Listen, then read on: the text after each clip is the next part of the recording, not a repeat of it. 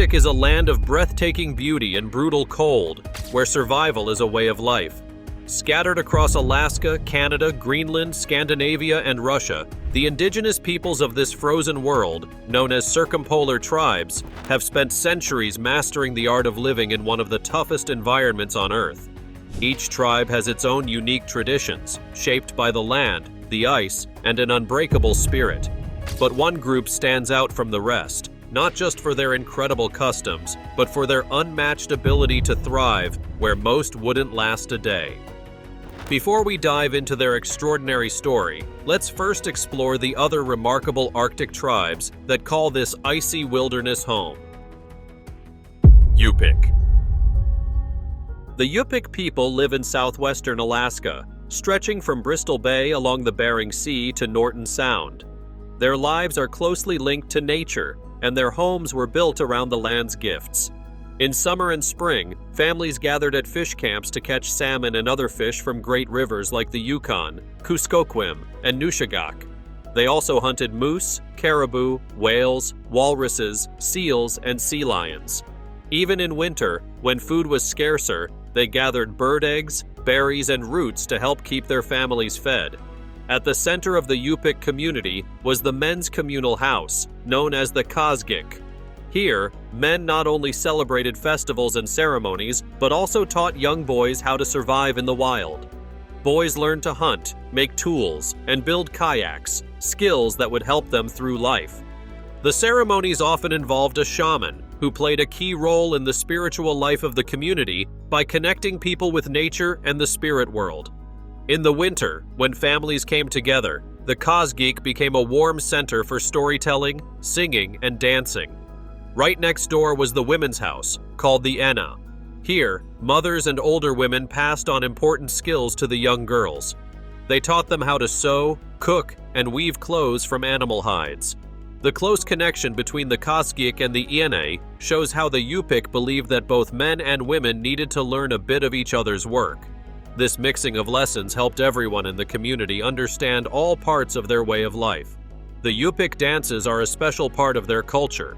Dancers move their upper bodies in time with music while holding small fans that add grace to their steps.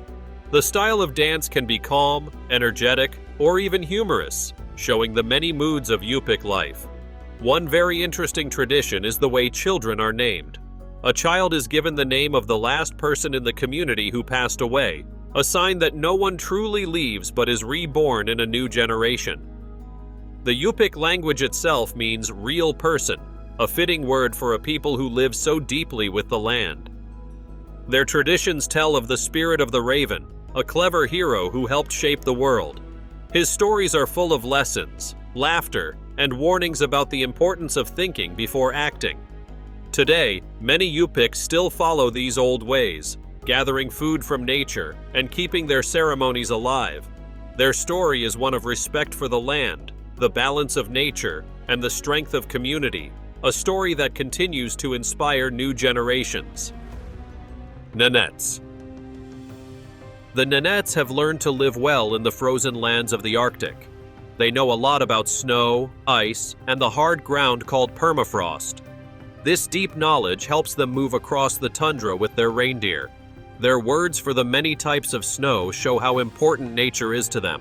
They use these words to find the best places for their reindeer to eat and to know when storms may come. As the climate changes, the Nanets have to adjust even more to protect their way of life. The Nanets live in round, cone-shaped tents called chums. These tents are made from reindeer hides. The hides keep the chums warm even when temperatures drop below -50 degrees Celsius. They can set up and take down these tents quickly as they move with their herds through the tundra. The design of the chum shows how smart and flexible the Nanets are. They work with nature rather than against it, learning to live in one of the harshest places on Earth. Community is very important to the Nanets. They are organized in clans that share land and traditions. The elders of each clan guide the group and help decide what is best for everyone. They also rely on shamans called tadibya. These shamans help keep the balance between people and nature. They lead rituals and pray for the safety of the reindeer and the people. For the Nanets, nature is full of spirit, and every snowflake or gust of wind has meaning. Every year, the Nanets travel with their reindeer to find fresh grass and better grazing lands.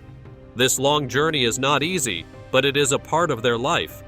The open, endless tundra is both beautiful and challenging, and the Nanets have learned to respect its power.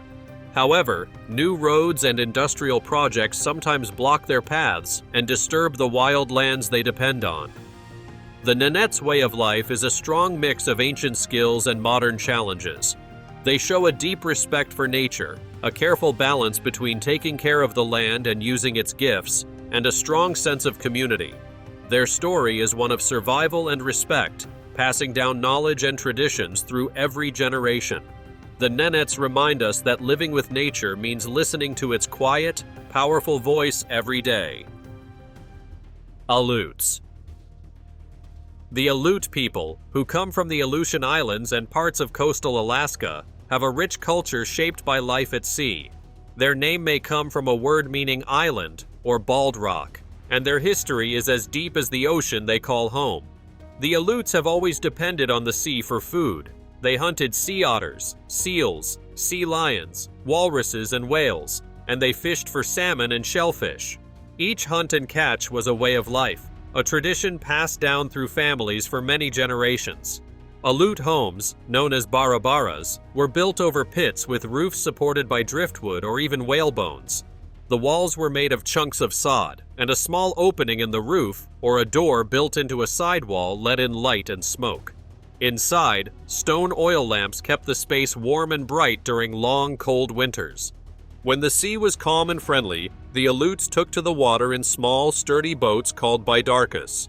These kayaks were made with oiled seal or walrus skins stretched over light wooden frames.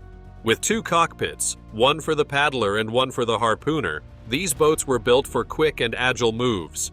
The Alutes shared many ideas and items with their neighbors from the northwest coast.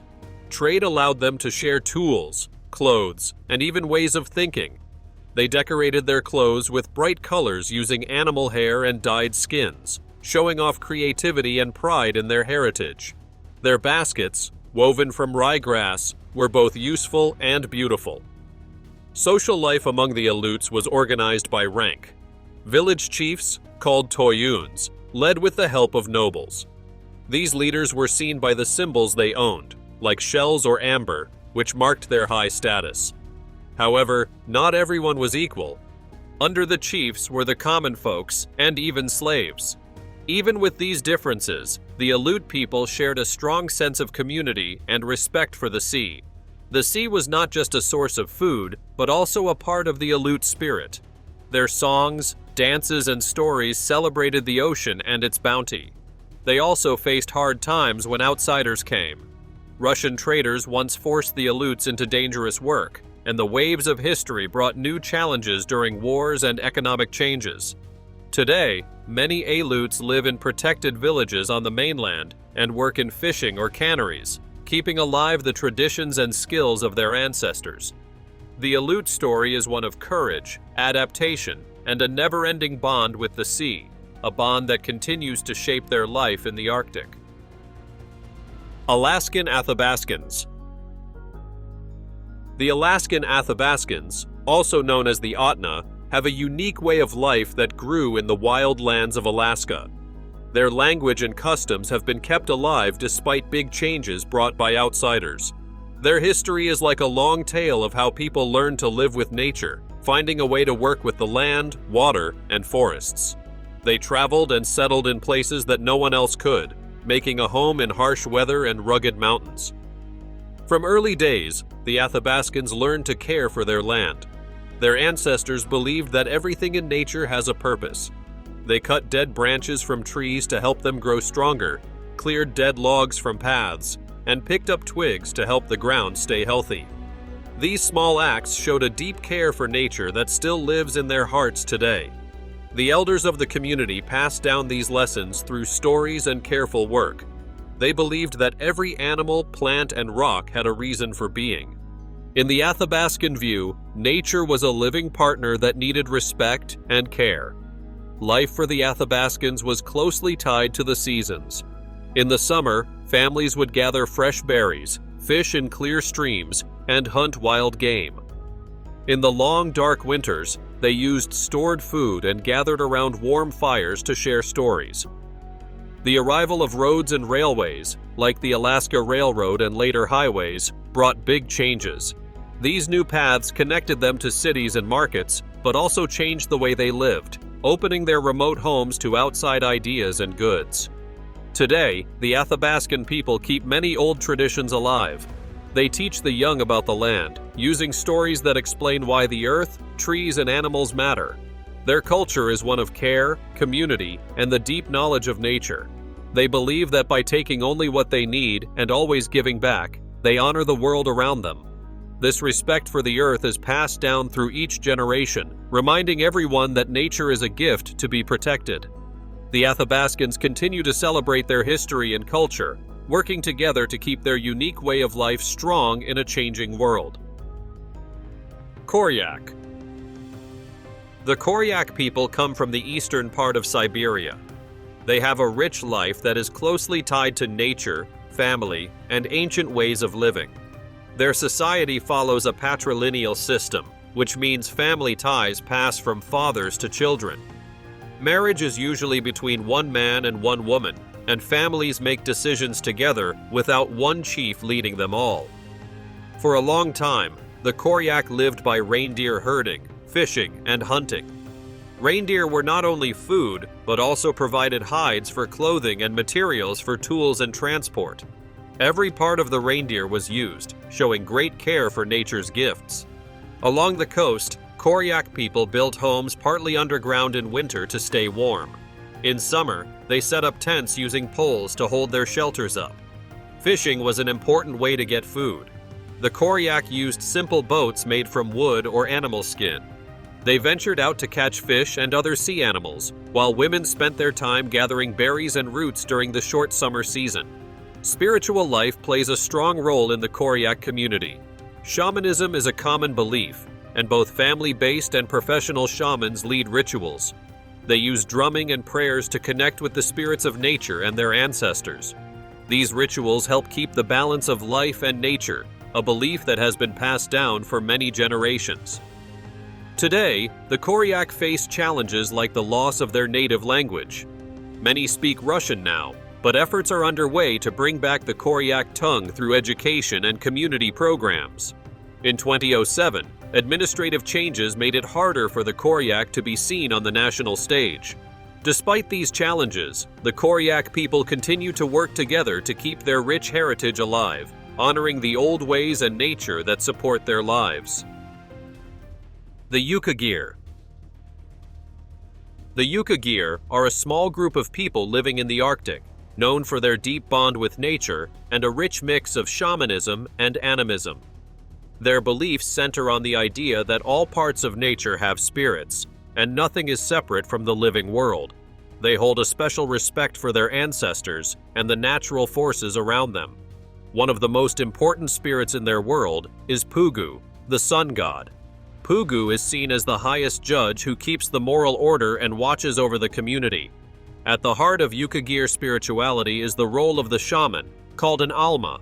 The Alma is not just a healer, but a guide who travels between the world of spirits and the human world. They help cure illnesses that come from harmful spirits and provide protection against unseen dangers. When a shaman dies, their body is treated with great honor and care. The remains may even be divided and kept as sacred relics, showing the eternal bond between the people and their spiritual guides. The Yukar also perform many rituals to honor animal spirits. They believe that every animal, from the elk to the reindeer, carries a spirit that deserves respect. This belief guides their hunting practices. Hunters are expected to follow strict rules to ensure they do not harm the balance of nature. By treating animals as kin, the Yukar hope to live in harmony with the creatures that share their land. They also hold ceremonies to honor trees and other natural objects, calling these living things tree brothers, to show that every part of nature is connected. Dreams are very important to the Yukar. They believe that dreams can show what might happen in the future or warn them about changes in the weather. In their harsh Arctic home, knowing about the coming seasons is essential. The shaman plays a big part in interpreting these dreams, offering advice based on what the spirit world reveals. Over time, some Yukagir have mixed elements of Russian Orthodox Christianity with their ancient practices. Still, many continue to honor their traditional ways. Their daily life revolves around adapting to a challenging environment. Tundra Yukagir often focus on reindeer herding, while those living in the forests depend on hunting and fishing. Women and men share the work of gathering food and making tools, which were once made only from wood, bone, and stone. Their homes change with the seasons. In winter, they build sturdia from wood and bark to stay warm, and in summer, they create light shelters from skins and leaves. This ability to change with nature is a key part of the Yukagir way of life, and it has helped them survive in one of the world's toughest climates. Inuit. The Inuit are a group of people who have made the harsh Arctic environment their home.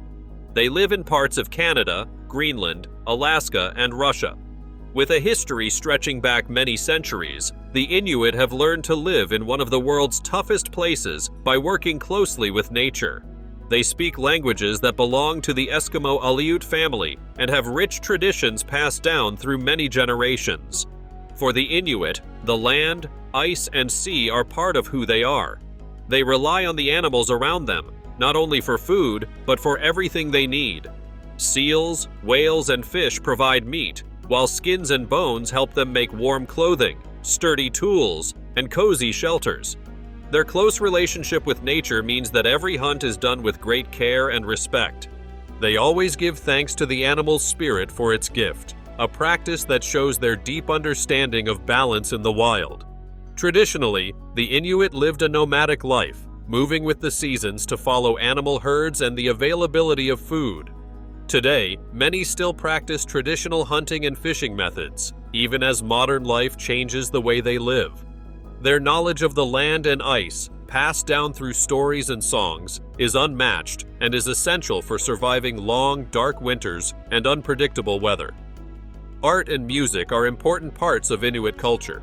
They create beautiful carvings from stone, bone, and ivory that tell stories of the past and of the animals that share their home. Songs and throat singing bring communities together, echoing the sounds of the Arctic wind and sea. These artistic expressions help keep their traditions alive and connect them with their ancestors. Inuit homes have also changed over time. In winter, they used igloos built from blocks of snow. Although modern housing is common today, many Inuits still learn about the old ways of building shelters that blend into the frozen landscape. Their clothing, made from animal skins and furs, is designed to keep them warm even in the coldest conditions. Modern Inuit communities blend traditional practices with new ideas. They work to preserve their language and customs while also using modern technology. Despite the challenges brought by climate change and economic changes, the Inuit continue to adapt and hold on to their rich heritage.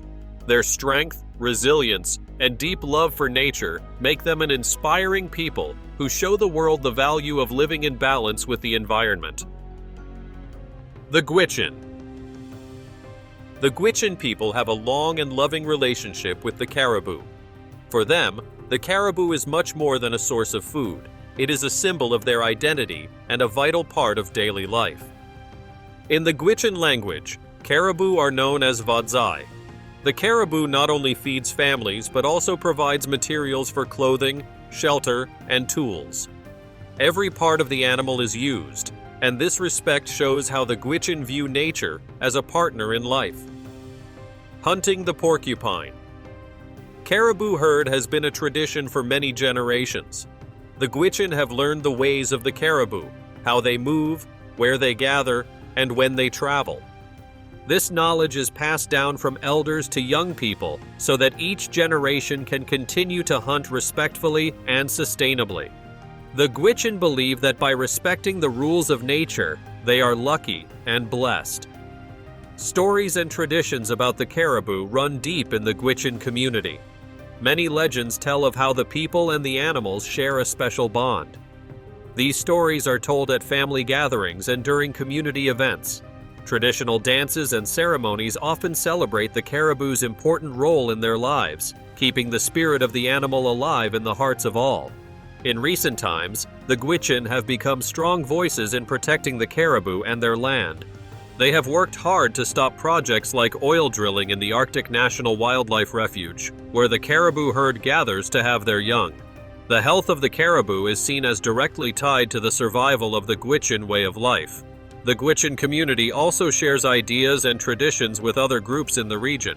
They work with neighbors like the Deni people, who also live close to nature and follow similar ways of life.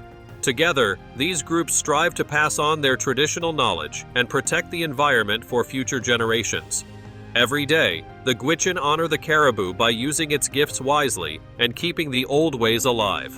Their connection to the land is a beautiful reminder of how nature, culture, and history can live together in harmony. Now it's time for today's subscriber pick. Deep in the frozen expanse of the Arctic, a mysterious tribe exists whose secrets defy imagination.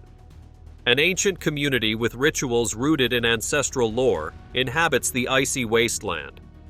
Towering men stand as silent guardians, their elongated silhouettes casting ominous shadows under the endless night sky.